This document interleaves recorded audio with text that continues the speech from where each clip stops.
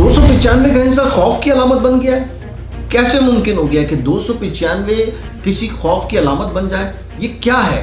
295 एक ऐसी सेक्शन है कि जो पाकिस्तान में इस्तेमाल की जा रही है तौहीन मजहब, जज्बात मजरूह करने की। रजब भट्ट एक ऐसा यूट्यूबर है कि जिसने एक परफ्यूम लॉन्च किया, उसका नाम 295 रख दिया गया। उसने मुतासिर होकर रखा सिद्धू मूसावाला से। आपने उस पर यह इल्ज़ाम लगा दिया कि उसने तौहीन मजहब की है, उसने गुस्सा फैलाया है, उसने जज्बात मजरूह किए हैं। भाई किस तरह का कानून है? कोई कानून है भी या नहीं पाकिस्तान में कि आप जिस पर भी तौहीन मजहब का इल्ज़ाम लगाएं उसके खिलाफ मुकदमा शुरू कर दें, तौहीन का इल्ज़ाम लगाएं आप उसे कत्ल कर दें। गवर्नर सलमान तासीर क्या आप भूल गए? मुमताज़ कादरी किसको याद नहीं है? जनावाला का वाक़या किसको याद नहीं है?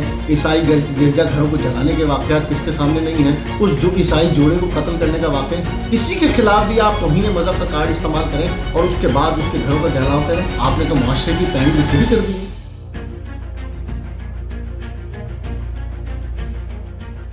जी नाज़रीन, मुनव्वर आलम के चैनल में आपको खुशामदीद कहते हैं और आज एक इंतहाई नाजुक टॉपिक हम आपके सामने पेश करने जा रहे हैं। एक हिंसा है 295 जिसने पाकिस्तानी माशरे की पैंट भी सिरी कर रखी है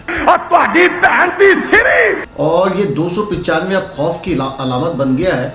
ये 295 है क्या?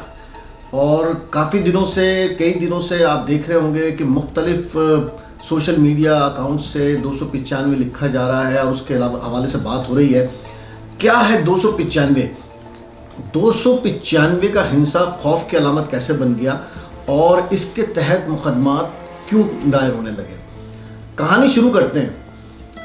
एक इंतहाई मशहूर पाकिस्तानी यूट्यूबर है, व्लॉगर है, जिसका नाम रजब भट्ट है। रजब भट्ट का ताल्लुक लाहौर से है। कहानी कहाँ से शुरू होती है? कहानी शुरू होती है, रजब भट्ट मिलियंस ऑफ फॉलोअर्स रखते हैं अपने साथ और उन्होंने एक परफ्यूम लॉन्च किया जिसका नाम उन्होंने रखा 295। 295 का हिंसा कैसे मुकदमा दर्ज हो सकता है? कैसे मुकदमात हो गए? क्या उसके पीछे है कि अचानक से जज्बात मजरूह हुए और 295 के तहत मुकदमात दर्ज हुए रजब भट्ट के खिलाफ? सबसे पहले तो हम आपको बताते हैं कि 295 असल में है क्या। 295 पाकिस्तानी कानून की सेक्शन ए, बी और सी। 295 ए का मतलब यह है कि किसी भी ऐसे जुमले से, किसी भी ऐसी कहानी से, किसी भी आपके ऐसे रवैये से जिससे इंसानी मजहबी जज्बात मजरूह हों या इंसानी मजहबी जज्बात को उभारा जाए और गुस्सा दिलाया जाए सामने वाले को, उस पर सेक्शन 295 ए का इतलाक होता है। और 295 बी और सी यानी कि आप किसी को भी इस सेक्शन के तहत मजहबी जज्बात के हवाले से किसी भी ऐसी जिसमें आप उसमें तौहीन महसूस करें, उस शख्स पर मुकदमा कायम करके उसको गिरफ्तार कर सकते हैं, फिर उसको मजिस्ट्रेट के सामने पेश करके और फिर उसका रिमांड लिया जा सकता है। अब 295 क्यों अचानक से ये सामने आया? रजब भट्ट ने कुछ अर्से पहले एक परफ्यूम लॉन्च किया और उसका नाम रखा 295। अब 295 का परफ्यूम लॉन्च करने के पीछे कहानी क्या है? रजब भट्ट ने जब परफ्यूम लॉन्च किया 295 तो किसी को यह अंदाज़ा नहीं था कि इससे मजहबी जज्बात मजरूह हो सकते हैं। रजब भट्ट के मुताबिक 295 उन्होंने लिया सिद्धू मूसावाला से। सिद्धू मूसावाला कौन? हिंदुस्तान का एक बहुत ही मशहूर गुलकार जो पूरी दुनिया में मशहूर हुआ और उसने रिवायती पंजाबी सिख गीत गाने शुरू किए और उसमें मुख्तलिफ मुआशरे की बुराइयों को उसने सामने लाया और फिर वो 2022 में सिद्धू मूसावाला पंजाब में इंडिया में कत्ल कर दिया गया। सिद्धू मूसावाला का एक गाना जो था उसका टाइटल 295 था। वहाँ वो 295 उसने सिर्फ़ और सिर्फ वहाँ पर जो मुख्तलिफ मसाइल थे 295 के, वो एक अलग कानून है हिंदुस्तान में जिसको उसने उजागर किया और उसका उसने टाइटल 295 रखा। कत्ल की वजह उसका 295 नहीं थी, लेकिन उसका ये गाना काफ़ी मशहूर हुआ और रजब भट्ट जो कि लाहौर का यूट्यूबर है वो सिद्धू मूसावाला से इंतहाई मुतासिर था, क्योंकि मुआशरे की अक्कासी करना और जिस तरह मुआशरे के मसाइल सिद्धू मूसावाला ने लोगों के सामने पेश किए, रजब भट्ट उससे मुतासिर है। और रजब भट्ट ने जब अपना परफ्यूम लॉन्च किया तो उसने यही हवाला दिया कि मैंने सिद्धू मूसावाला से मुतासिर होकर इस परफ्यूम का नाम 295 रखा है। लेकिन हुआ क्या? 295 जैसा कि हमने आपको बताया कि पाकिस्तान में सेक्शन जो है कानून की वो मजहबी जज्बात को मजरूह करने, गुस्सा दिलाने या किसी की भी मजहबी रसूमात या और दीगर चीज़ों को सामने लाकर और उनको तज़हीक का निशाना बनाने की वजह से ये सेक्शन लागू होती है और इस पर मुकदमा दर्ज इससे पहले भी हो चुके हैं। यही मुकदमा कायम हुआ लाहौर के निश्तर कॉलोनी थाने में और कोई हैदर अली शाह सामने आए और उन्होंने ये मुकदमा लाहौर में रजब भट्ट के खिलाफ दर्ज किया, जिसके बाद एक तूफ़ान बरपा है और अब लोग जो हैं वो रजब भट्ट और दूसरी जानिब 295 की दिफा में सामने हैं। ये कहानी आपके सामने जो हमने पेश की, इसके पीछे बहुत सारी चीज़ें हैं कि 295 इतनी हसास है कि कोई भी उठेगा और उसके बाद वो उस पर इल्ज़ाम लगाए कि जी सिर्फ 295, क्योंकि वो मजहबी जज्बात से और तौहीन इस मज़हब के हवाले से वो सेक्शन है, उसका नाम भी नहीं रखा जा सकता या उसको उससे लिंक करके और आप किसी के खिलाफ भी मुकदमा दर्ज करा सकते हैं। ये एक इंतहाई हसास मामला है और ये पहली मरतबा पाकिस्तान में इस तरह की चीज़ हुई है। मजहबी जज्बात को मजरूह करने के जो वाक़यात हैं वो पाकिस्तान में कोई नए नहीं है। पाकिस्तान में इस तौहीन मज़हब या तौहीन रिसालत के हवाले से अगर हम तारीख़ देखें तो वो इंतहाई भयानक है और किसी पर भी इल्ज़ाम लगा के तौहीन मज़हब का या तौहीन रिसालत का या तौहीन कुरान का या तौहीन इस्लाम का या तौहीन मज़हब का इल्ज़ाम लगाकर हमने यहाँ पाकिस्तान में देखा है कि बस्तियों की बस्तियाँ जला दी गई हैं। आपको जड़ांवाला का वाक़या याद होगा, जब एक शख्स पर इल्ज़ाम लगाया गया कि उसने कुरान जलाया है और उसके बाद जड़ांवाला की बस्ती जो कि एक ईसाई बस्ती थी उसमें लोग घुस गए और फिर मुख्तलिफ़ मकामात पर जड़ांवाला न सिर्फ टोबा टेक सिंह का इलाका बल्कि और दीगर इलाकों में लोगों ने ईसाई इबादत गाहों को नजर आतिश किया, लोगों को कत्ल किया, उसमें 20 से ज़ायद अफराद मारे गए, उसमें ख़वातीन की इज़्ज़तें पामाल हुई, उसमें घरों को लूटा गया, घरों के सामान को बाहर लाकर जला दिया गया। ये तमाम मनाजिर हम देख चुके हैं। यही नहीं, आपको याद होगा कि पंजाब के एक इलाके में एक ईसाई जोड़े को इस बात पर कत्ल किया गया कि वो जो है उन्होंने कुरान की तौहीन की और उसका इल्ज़ाम साबित बाद में नहीं हो सका, लेकिन वो जोड़ा इंतहाई बेदर्दी से कत्ल किया गया। इसके अलावा दीगर वाक़यात हैं तौहीन मज़हब के, तौहीन इस्लाम के, जो पाकिस्तान में मुतवातिर पेश आते रहे। एक और इंतहाई मशहूर वाक़या जो कि तौहीन रिसालत का था और मुमताज़ कादरी एक शख्स था जिसने पंजाब के गवर्नर सलमान तासीर को कत्ल किया इस्लामाबाद में। 27 गोलियां उस मुमताज़ कादरी ने, जो कि गार्ड था सलमान तासीर का, गवर्नर पंजाब थे, उनको कत्ल किया। 27 गोलियां उस मुमताज़ कादरी ने मारी और उसके बाद हुआ क्या, मुमताज़ कादरी को हीरो बनाकर पेश किया गया और फिर पूरी एक तहरीक शुरू हो गई जिसका नाम लब्बैक रखा गया। और तहरीक लब्बैक पाकिस्तान आपके सामने है कि वहाँ पर कादिम हुसैन रिजवी नामी एक शख्स सामने आया और फिर उसने मुख्तलिफ सड़कों पे और शाहराहों पे और फिर धरनों में मुमताज़ कादरी को हीरो बनाकर और किसी तरीके से अदालत से उसको रिहा कराने की कोशिशें की। गो कि वो कोशिशें कारगर न हुई और अदालत ने मुमताज़ कादरी को फांसी की सज़ा दी और फांसी की वो सज़ा हो भी गई। मुमताज़ कादरी का जनाजा भी आपने देखा होगा कि उसमें हज़ारों अफराद ने शिरकत की और बड़ा उसमें शोर मचा और फिर उसी को मुमताज़ कादरी को अपना हीरो बनाकर उसका मज़ार बना दिया गया और फिर कादिम हुसैन रिजवी निकले और उन्होंने सबकी पैंदी सीधी कर दी। और कादिम हुसैन इस कदर मशहूर हुए कि उन्होंने अपनी तहरीक को, जिसका नाम तहरीक लब्बैक उन्होंने रखा, और उस तहरीक को उन्होंने एक सियासी तंजीम में तब्दील कर दिया और वो सियासी तंजीम इतनी मशहूर हुई कि वो जल्द ही असम्बलियों तक पहुँच गई।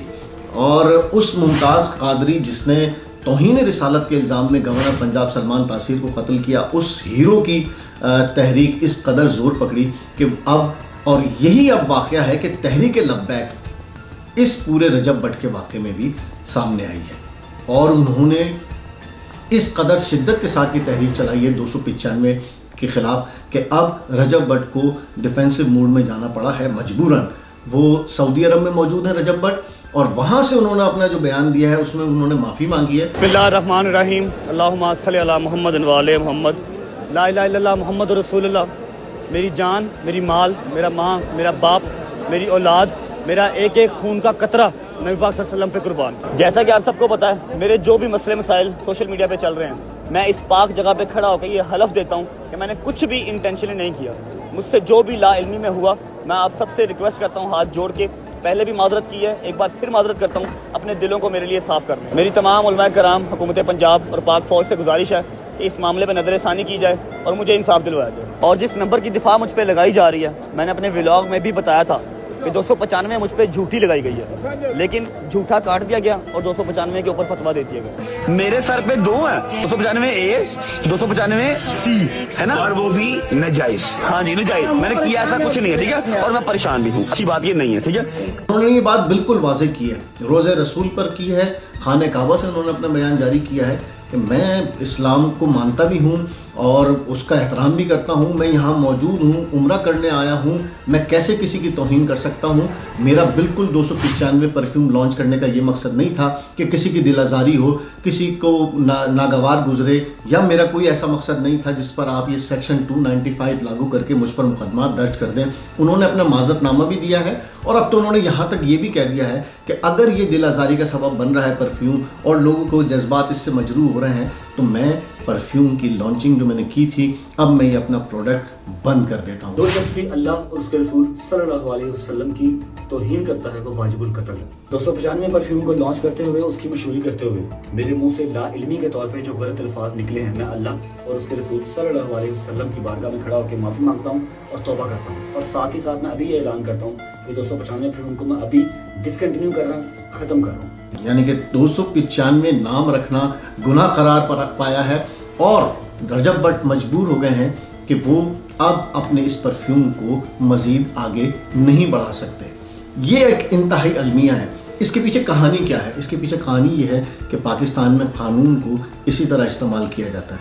बहुत सारे ऐसे कवानीन हैं कि जिसका इस्तेमाल सिर्फ़ और सिर्फ लोगों को एक्सप्लॉइट करने के लिए, उनका नुकसान करने के लिए, या अपना कोई ज़ाती मफाद, जैसा कि मैंने आपको बताया कि जड़ावाला का वाक़या हो या ईसाई आबादियों पर हमले हो, बाद में जब उनकी तफ्तीश हुई तो कुछ भी पता न चल सका और बाद में कोई ज़ाती मसला लोगों के सामने आया कि ज़ाती मसला था किसी से, और उसको मजहबी रंग देके और इश्तियाल फैलाकर पूरी की पूरी आबादियाँ जला दी गई। रजब भट्ट के अहल खाना को डराया जा रहा है, उनके घरों पर हमले किए जा रहे हैं, पथराव किया जा रहा है, लोग निकले हुए हैं। आप सोशल मीडिया भरा पड़ा है 295 सेक्शन के हवाले से, सेक्शन ए हो, बी हो या सी हो, अब हर कोई इसकी तारीफ जान चुका है। लेकिन ये इंतहाई अलमिया ये है कि कानून इस कदर कमज़ोर है कि कोई भी कहीं भी पहुँचे, कोई भी इल्ज़ाम लगाए और उसके ख़िलाफ़ मुकदमा दर्ज कर दिया जाए, बग़ैर किसी किस्म की तफ्तीश के, बग़ैर ये देखे कि इस शख्स की नीयत क्या है। हैदर अली कौन है? वो लाहौर का एक तलंगा है और ऐसी सड़कों पे घूमने वाला तहरीक लब्बैक का एक कारकुन है और अपने आप को वो वहाँ पर जो है वो मजहबी रहनुमा कहकर, और उसने ये मुकदमा निश्तर कॉलोनी लाहौर में दर्ज भी कर दिया है और पुलिस ने तफ्तीश भी शुरू कर दी है। हैरानकुन बात यह है कि आप ऐसा मुकदमा जिससे दो मज़ाहिब या दो फ़िरक़े आमने सामने आ जाएं, किस तरह से ऐसा मुकदमा दर्ज हो सकता है। लेकिन इसके पीछे एक और भी कहानी है। कहानी यह है कि रजब भट्ट का ताल्लुक़ वहाँ मौजूद अहले तशी कम्युनिटी से है और पाकिस्तान की तारीख़ अगर हम देखें तो अहले तशी बहुत बड़ा निशाना रहे पिछले 2 दिहाइयों से। ख़ास तौर पर न सिर्फ बम धमाकों का निशाना बनाया गया, टारगेट किलिंग की गई, उनके इंजीनियर्स, उनके डॉक्टर, उनके ब्यूरोक्रेट्स, उनके लॉयर्स, उनके जजेस, उनके कमिश्नर्स, बड़ी तादाद में शिया टारगेट किलिंग पाकिस्तान में होती रही, अब भी जारी है। बम धमाकों का जो सबसे बड़ा निशाना कम्युनिटी रही, चाहे वो सिंध हो, चाहे वो पंजाब हो, चाहे वो KPK हो, चाहे वो बलूचिस्तान हो, जिस जगह भी आपको उठाएंगे आपको अहले तशी कम्युनिटी की न सिर्फ टारगेट किलिंग मिलेगी, बम धमाकों में उनकी हलाकतें मिलेंगी। और फिर फ़खरिया जो तंजीमें ये काम करती रहीं, वो फ़खरिया इस बात का ऐलान भी करती रहीं कि हाँ हमने किया है, हम मज़ीद करेंगे। और ये कार्रवाइयाँ पिछली 2 दिहाइयों से भी ज़्यादा गुजर चुका है, ये जारी हैं, जिसमें हज़ारों अहले तशी अफराद शहीद हो चुके हैं, जो हज़ारों अफराद उसमें ज़ख्मी हैं, हज़ारों बेवाएँ हैं, लाखों यतीम हैं। लेकिन अभी भी ये सिलसिला जारी है और इस मजहबी इंतहा पसंदी को रोकने वाला कोई नहीं है और कानून इंतहाई कमज़ोर है और ये इतना हसास मामला है कि इस पर बोलने वाला भी तौहीन का मर्तकब करार पाता है। सारे जितने फ़िरक़े हैं सब एहतराम करते हैं, रिसालत का भी एहतराम करते हैं, कुरान का भी एहतराम करते हैं, इस्लाम का भी एहतराम करते हैं, सब तमाम कवानीन का एहतराम करते हैं। लेकिन जिस तरह से ये कानून इस्तेमाल हो रहा है, ये जो 295 सेक्शन है, इसकी अगर हम इसका इस्तेमाल देखें और जिस तरह से ये इस्तेमाल किया जा रहा है, ये इंतहाई हौलनाक है, ये माशरे के लिए इंतहाई ख़तरनाक है। और अब खौफ की अलामत बना दिया गया है। आप कानून खौफ के लिए नहीं होते, लोगों की प्रोटेक्शन के लिए होते हैं, तहफ़्फ़ुज़ देने के लिए होते हैं। लेकिन अब जिस तरह से इसका इस्तेमाल किया जा रहा है, रजब भट्ट, हमें उससे कोई सरोकार नहीं है। रजब भट्ट की अगर आप वैसे वीलॉगिंग देखें तो मैं भी उससे इख्तलाफ रखता हूँ। जिस तरह का वो कंटेंट प्रोड्यूस करता है उससे सबको इख्तलाफ हो सकता है, लेकिन जो चीज़ पूरे माशरे के लिए ख़तरनाक है उस पर हम ज़रूर आवाज़ उठाएंगे। क्योंकि 295 सेक्शन अगर इस तरह इस्तेमाल होने लगेगी और जिस तरह से माजी में हमने आपको वाक़यात बताए, अगर इसी तरह मज़हब का इस्तेमाल होता रहेगा और मज़हब कार्ड को इसी तरह इस्तेमाल करते रहेंगे तो फिर माशरे की पैंदी सिरी तो होनी है। और कादिम हुसैन रिजवी, मैंने आपको पूरी तहरीक लब्बैक का बताया कि तहरीक लब्बैक ने किस तरह से स्टार्ट लिया, मुमताज़ कादरी कौन था और फिर किस तरीके से इसको पूरे माशरे में फैला दिया गया। इसके पीछे फिर बहुत सारे अवामिल हैं, मैं उनका नाम नहीं लेना चाहता। आपको भी पता है कि फैज़ाबाद धरना किसने कराया था, तहरीक लब्बैक को कौन इस्तेमाल करता रहा है पिछले 5-6 सालों में, फिर किसने उस पर पाबंदी लगवाई, फिर किस तरह से वो हाथ से निकल गए, फिर साद रिजवी ने क्या किया, फिर साद रिजवी आजकल कहाँ पर हैं और तहरीक लब्बैक का क्या किरदार है, वो क्यों कंपोनेंट ज़रूरी हो गया है माशरे के लिए, या उसको किसने बचा के रखा हुआ है। कौन लोग ऐसे हैं कि जो तहरीक लब्बैक या उसके करता धरता को कुछ नहीं कहते, वो घूमते फिरते हैं, वो जगह जगह धमकियां देते हैं। वो जिस जगह भी इस तरह के मामलात होते हैं आपको वो आगे आगे नज़र आएंगे। कराची हो, लाहौर हो, इस्लामाबाद हो, पिंडी हो, गुजरांवाला हो, गुजरात हो, जड़ांवाला हो या और दीगर जगहों पर जहाँ जहाँ आप देखेंगे आपको तहरीक लब्बैक के लोग नज़र आएंगे। हम तहरीक लब्बैक की ये जो पोर्शन है कि जिस तरह वो मज़हब कार्ड को इस्तेमाल कर रहे हैं और किसी और फ़िरक़े को वो मुसलमान मानने के लिए तैयार नहीं है। आपको मुस्तफ़ा कमाल की वो तकरीर याद होगी जिसमें उसने कहा था कि हमारे मुंह पे आके नारे मार रहे हैं लब्बैक लब्बैक लब्बैक। भाई हम मुसलमान नहीं है क्या?